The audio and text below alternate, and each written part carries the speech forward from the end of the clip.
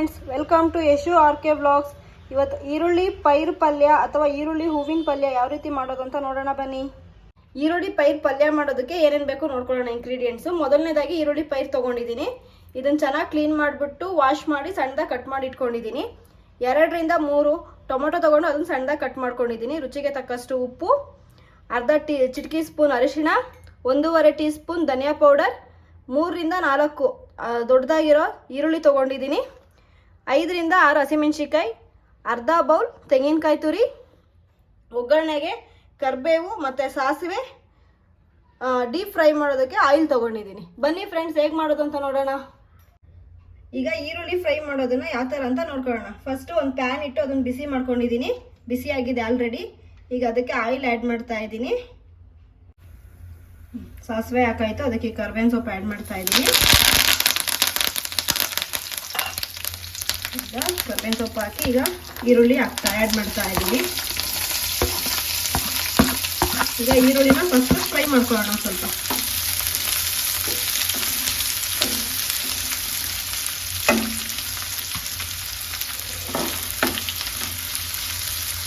ನೋಡಿ ಫ್ರೆಂಡ್ಸ್, ಈಗ ಈರುಳ್ಳಿ ಫ್ರೈ ಆಗಿದೆ. ಇದಕ್ಕೆ ಹಸಿಮೆಣಸಿನಕಾಯಿ ಆ್ಯಡ್ ಮಾಡ್ಕೊತಾ ಇದ್ದೀನಿ. ಈಗ ಹಸಿಮೆಣಸಿನಕಾಯಿ ಫ್ರೈ ಮಾಡ್ಕೊತಾ ಇದ್ದೀನಿ. ಈರುಳ್ಳಿ ಪೈರು ಬಂದ್ಬಿಟ್ಟು ಯಾವಾಗೂ ಸಿಗಲ್ಲ, ಸೀಸನ್ ಟೈಮಲ್ಲಿ ಅಷ್ಟೇ ಸಿಗುತ್ತೆ. ಫ್ರೆಂಡ್ಸ್, ಈಗ ಹಸಿಮೆಣಸಿನಕಾಯಿ ಫ್ರೈ ಆಗಿದೆ.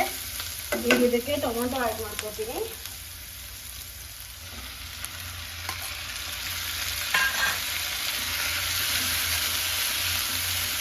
ಇದು ದೋಸೆ ಮತ್ತು ಚಪಾತಿ ಜೊತೆಗೆ ತುಂಬಾ ಚೆನ್ನಾಗಿರುತ್ತೆ, ಒಳ್ಳೆ ರುಚಿ ಇರುತ್ತೆ. ಯಾವಾಗೂ ತರಕಾರಿ ಪಲ್ಯ, ಚಟ್ನಿ ಈ ಥರ ತಿಂದು ಬೇಜಾರಾಗಿರೋಂಥವ್ರಿಗೆ ಹೊಸ ಟೇಸ್ಟು ಚೆನ್ನಾಗಿರುತ್ತೆ.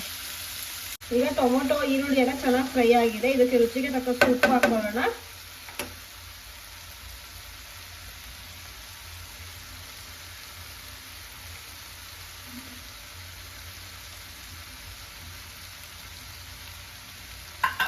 ಉಪ್ಪು ಹಾಕ್ಬಿಟ್ಟು ಚೆನ್ನಾಗಿ ಫ್ರೈ ಮಾಡೋಣ. ಉಪ್ಪು ಹಾಕಿ ಫ್ರೈ ಮಾಡೋದ್ರಿಂದ ತರಕಾರಿಗಳೆಲ್ಲ ಬೇಗನೆ ಫ್ರೈ ಆಗುತ್ತೆ. ಚೆನ್ನಾಗಿ ತೊಳೆದು ಎಲ್ಲ ರೆಡಿ ಮಾಡಿ ಇಟ್ಕೊಂಡಿದ್ವಿ ಅಲ್ವಾ ಈರುಳ್ಳಿ ಪೈರು, ಅದನ್ನ ಈಗ ಇದಕ್ಕೆ ಆ್ಯಡ್ ಮಾಡೋಣ.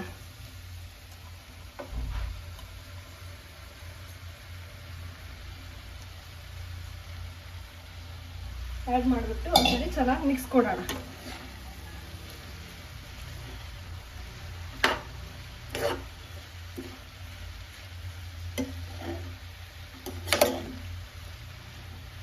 ಚೆನ್ನಾಗಿ ಮಿಕ್ಸ್ ಕೊಡೋಣ.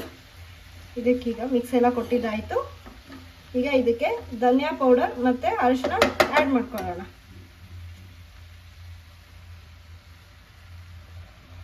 ಎರಡು ನಾನು ಒಂದೇ ಸರಿ ಹಾಕಿದ್ದೀನಿ. ಈಗ ಒಂದ್ಸರಿ ಚೆನ್ನಾಗಿ ಮಿಕ್ಸ್ ಕೊಡೋಣ.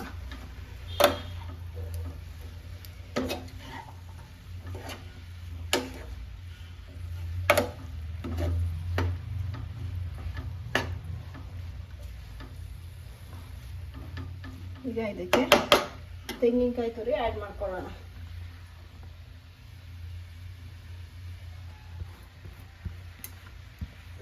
ತೆಂಗಿನಕಾಯಿ ತುರಿ ಆ್ಯಡ್ ಆಗಿದೆ. ಈಗ ಅದು ಈರುಳ್ಳಿ ಪೈರು ಬಾಯ್ಲ್ ಆಗಬೇಕಲ್ವಾ, ಅದಕ್ಕೆ ಸ್ವಲ್ಪ ನೀರನ್ನು ಆ್ಯಡ್ ಮಾಡ್ಕೊತೀನಿ ನಾನು.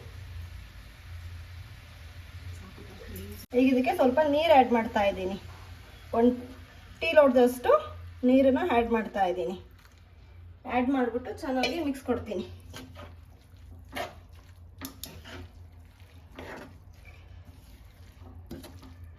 ಎಲ್ಲ ಒಂದ್ಸರಿ ಚೆನ್ನಾಗಿ ಮಿಕ್ಸ್ ಕೊಟ್ಬಿಟ್ಟು